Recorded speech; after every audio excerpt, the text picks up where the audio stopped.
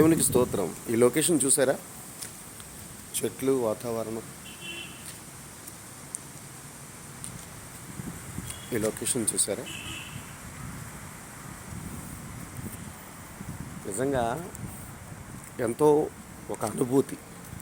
దేవుణ్ణి నమ్ముకున్నాకే నాకు తెలిసిన మట్టుగా అరకు, పాడేరు, చింతపల్లి అడవులు, తర్వాత బొండుజాతి ప్రాంతంలో అరకుకి పాడేరుకి మధ్యన ఉంటుంది బొండుజాతి ఏరియా. ఆ ప్రాంతము, తర్వాత ఒరిస్సా అడవులు. నేను చాలా ప్రాంతాలకి ఎక్కువగా దేవుణ్ణి నమ్ముకున్న కొత్తలో ఇలాంటి అడవి ప్రదేశాలకి ఎక్కువ నడిపించాడు దేవుడు.